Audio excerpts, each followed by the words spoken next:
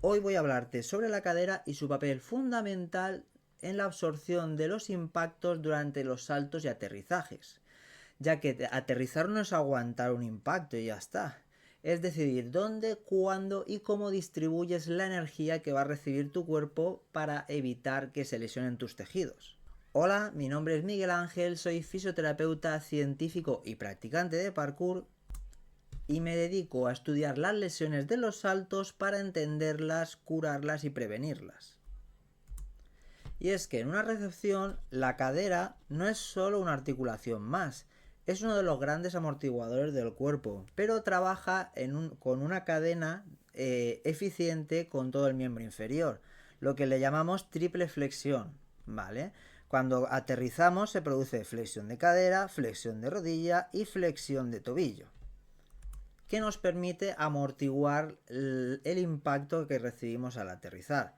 Cuanto más larga sea esta desaceleración que se produce durante esta triple flexión, menor pico de fuerza vamos a tener por unidad de tiempo y menos se van a dañar nuestros tejidos. En el estudio de Paddle compararon recepciones de parkour como esta con recepciones tradicionales de otros deportes y encontraron menores fuerzas verticales y menores tasas de carga en las recepciones de parkour.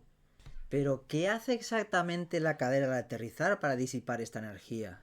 La cadera absorbe el impacto principalmente mediante trabajo excéntrico o negativo de todos los músculos de la cadena posterior cuando la cadera, el tronco, se está yendo hacia adelante, ¿vale? Cerrando, flexionando la cadera, ¿vale? Que sería, ¿vale? Cerrando este ángulo, ¿vale? Al irse el tronco hacia adelante, todos los músculos posteriores, el glúteo mayor, los isquiotibiales y el aductor mayor, que también trabaja aquí, actúan de manera negativa para frenar esta flexión del tronco y controlar que ésta no sea excesiva.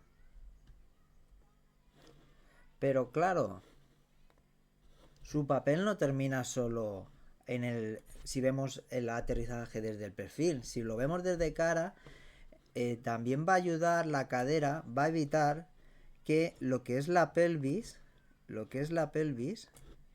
¿vale? Caiga, ¿vale? Va a estabilizar los músculos de la cadera, van a estabilizar para que no pase eso, ¿de acuerdo? Porque si cayera lo que es el fémur, lo que es la pierna, se iría para adentro, como está pasando en esta fotografía, ¿vale? Y las rodillas se irían para adentro, ¿vale? El fémur estaría yéndose para adentro cuando debería estar para afuera, más afuera. Y luego también ayuda a controlar las rotaciones que van a haber, ¿vale? Aquí, por ejemplo, vemos que también la rodilla, no fijéis solo en la rodilla, sino en la pierna también. Esta rodilla está haciendo está haciendo una rotación interna, ¿vale? Está girando hacia adentro, ¿vale? Entonces la cadera nos va a ayudar también en ese control de movimiento a la hora de aterrizar. En los estudios se ha encontrado que recepciones demasiado verticales, que hay menos flexión de cadera y a su vez de rodilla, aumenta los picos de fuerza, los giros de rodilla y la exigencia sobre tejidos como el tendón rotuliano, la articulación de la rótula con la rodilla, incluso el ligamento cruzado anterior. Pero ojo, esto no significa que más flexión siempre sea mejor. De hecho, en parkour, una recepción muy profunda con flexión de mucha cadera, el tronco muy para adelante, también puede ser problemática si el atleta, el practicante, no tiene fuerza, control o intención para salir de esa postura. La clave no es caer en sentadilla máxima profunda, sino tener una flexión suficiente, activa y coordinada. De hecho, en otros estudios científicos se ha observado que cuando caes con el pecho un poquito hacia adelante en los aterrizajes, se facilita mucho mejor la flexión de cadera y la de rodilla. E incluso menor valgo de rodilla, que es que se te vayan las rodillas para adentro. Por lo cual la clave no está en flexionar todo y ya está, sino caer de manera coordinada. Vale, pero la cosa no queda aquí. Ya os he dicho que la cadera no es una articulación sin más, sino que trabaja en todo su conjunto con todo el tren inferior, que trabaja coordinadamente con cadera, rodilla y tobillo, la triple flexión. Sobre todo trabaja muy coordinadamente con el tobillo. Por ejemplo, se ha observado que si falta, por ejemplo, en el tobillo flexión dorsal, ¿vale? Que es esta flexión que vemos aquí, que la punta del pie se acerca a la rodilla, pues se ha observado, por ejemplo, que puede compensar de diferentes maneras, entre ellas con menos flexión de cadera, que amortiguaremos menos, y a su vez con menos flexión de rodilla. Pero no es tan sencillo como eso, porque es que esa falta de flexión dorsal también puede generar que el pie se hunda para adentro, o pie plano, o pronación, o incluso que la extremidad inferior, ya sea en la tibia o en el fémur, roten más internamente, ¿vale?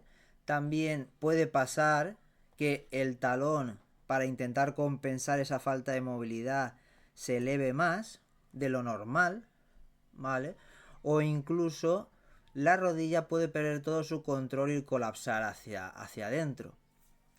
Además pueden haber también recepciones más rígidas, como hemos visto antes, con menos flexión de cadera y a su vez menos flexión de rodilla y de tobillo. Que hemos dicho antes que eso hace que nuestros tejidos absorban más impacto.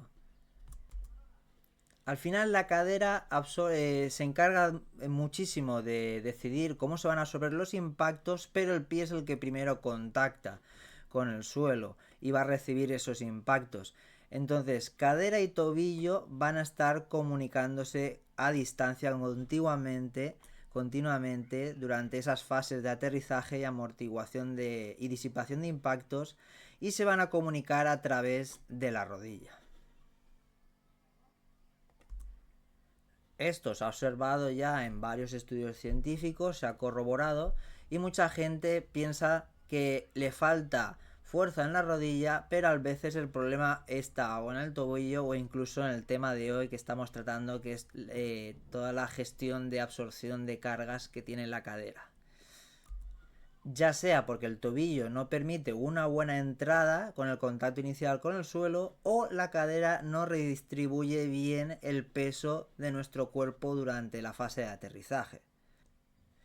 En el estudio de pádel ya encontraron que los aterrizajes de parkour amortiguan mucho mejor las cargas que los aterrizajes tradicionales, además de que si el aterrizaje es más silencioso se amortigua mucho mejor.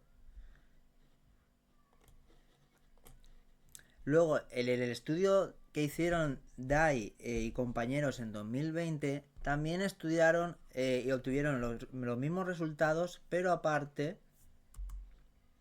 ellos utilizaron distintas alturas, hasta una altura de casi 3 metros, desde aquí arriba, desde este cajón, y encontraron que aún así el aterrizaje de parkour era una técnica mucho más eficiente para amortiguar y disipar energía del impacto.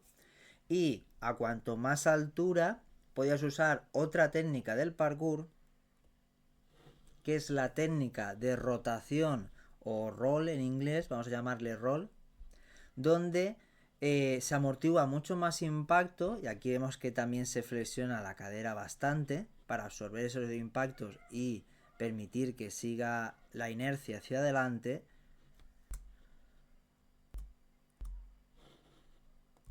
Y esta técnica lo que hace es alargar más el tiempo de desaceleración para que el cuerpo tenga más tiempo de amortiguar y disipar las energías. Recuerda lo que dijimos al principio. Cuanto más larga sea la fase de desaceleración, menor pico de fuerza vas a obtener por unidad de tiempo, con lo cual tus tejidos van a absorber menos. Aquí en esta gráfica lo podéis ver mejor, un momentito. Vale, con eso me refiero a que cuanto más larga sea la desaceleración, vale, que es esta parte de aquí, vale, cuanto más larga sea la desaceleración, habrá menor pico de fuerza, el pico de fuerza será más bajo por unidad de tiempo, ¿vale? Si en vez de hacer una recepción simple de parkour, bueno, aquí está una pierna, pero imaginaos que es a dos, yo hago una técnica de rotación, esta parte gris la haré más larga, con lo cual este pico de fuerza se repartirá durante tendré todo este tiempo para disiparla, ¿vale? Y aquí lo que os decía, el primer contacto con el suelo, que es el pie, es donde más pico de fuerza hay, ¿vale? Por eso os digo que cuanto más larga sea la desaceleración, menor pico de fuerza por unidad, por el tiempo, en el tiempo, ¿vale? Porque estos son milisegundos. Y cuando los estudios analizan otros datos, pasa lo mismo. El pico de fuerza siempre es en los primeros milisegundos. Ahí es donde más amortiguación vamos a tener que hacer. Entonces, con todo este conocimiento, ¿qué tenemos que evitar o cuáles son los errores típicos que no nos damos cuenta y van a aumentar los impactos por esa unidad de tiempo y aumentar el riesgo de que lo absorban nuestros tejidos y se resientan o llega un punto que se lesionen? Pero recordar que tampoco hay que hacer demasiada flexión de cadera, ¿vale? Demasiada flexión de cadera, porque entonces no estaríamos amortiguando bien y no estaríamos repartiendo bien las cargas. El error número 2 que os diría sería que se nos vaya la rodilla hacia adentro sin control, lo que le decimos nosotros colapsar la rodilla, que no hay control. No es que la rodilla se vaya para adentro no siempre sea malo.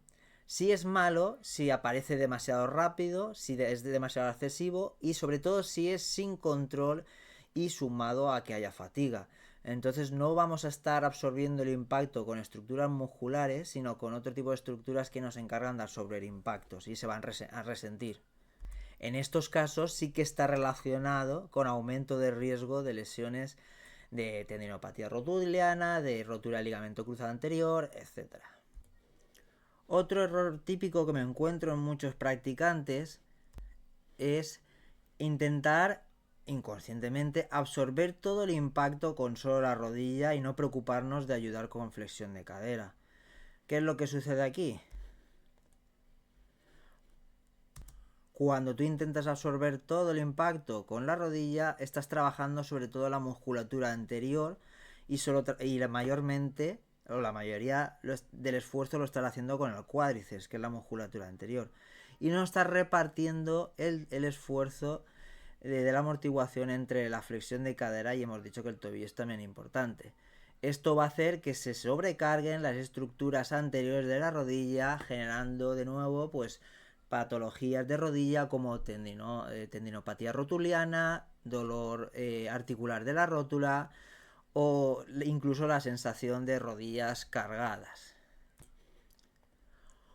Error número 4 que te diría: no entrenar la recepción con fatiga, ¿vale? Porque cuando estamos en fatiga, sobre todo los entrenamientos de parkour, que a veces son bastante largos, de muchas horas, aunque hayan paradas, son muchas horas expuestas a saltos y absorción de aterrizajes. La fatiga, cuando tenemos fatiga, cambia por completo la mecánica del aterrizaje. Pasamos de aterrizar de manera más óptima, ¿vale?, a cambiar toda la biomecánica y pudiendo hacerse cambios como este que a lo mejor nos damos cuenta y son visibles o incluso no son visibles y nos cambian todos los vectores de fuerza. Esto lo han demostrado los estudios científicos, que con fatiga la biomecánica, tanto visual como no visual, cambia por completo en la recepción Y en estudios de parkour se ha visto que las lesiones no suelen suceder en la primera parte, en las primeras horas del entrenamiento, sino suelen suceder al final o incluso a mitad del entrenamiento, donde los estudios empiezan a señalar que es donde más se encuentran las lesiones.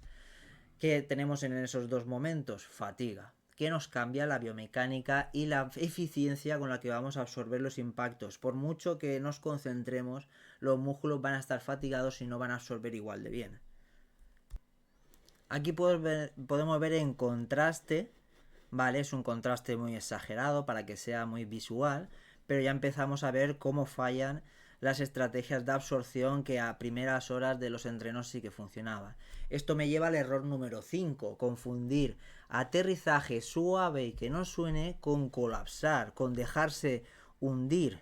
Aquí, por ejemplo, en la izquierda tenemos un aterrizaje bien amortiguado y eficiente, absorbido por todas nuestras estructuras del cuerpo, sobre todo musculares. Y aquí todo lo contrario, es dejarse caer, totalmente dejarse caer y dejar que la gravedad haga la triple flexión de manera pasiva en la que nosotros no participamos. Entonces incluso podemos ver más flexión más flexión de cadera, de tronco, podemos ver en estos casos más flexión de rodilla, ¿vale? Esto es dejarse caer, no es aterrizar de manera suave y de manera activa, esto es totalmente pasivo y colapsar, dejarse caer. Y hasta aquí el vídeo de hoy, espero haber sido lo suficientemente claro para entender que la importancia que tiene la cadera en lo que respecta a la absorción de impactos en los saltos y aterrizajes, que también está relacionado que el primer contacto con el suelo y las primeras fuerzas las va a recibir el tobillo, sobre todo, pero luego va a ser principalmente la cadera en coordinación con la triple flexión, cadera, rodilla, tobillo, pero va a ser el director de orquesta, ¿vale?, que redistribuya bien el peso de nuestro cuerpo y redistribuya bien cómo se van a absorber estas cargas a través de todos los músculos de nuestras piernas y nuestra espalda. Te espero en el próximo análisis aquí estudiando las lesiones de los saltos y el parkour.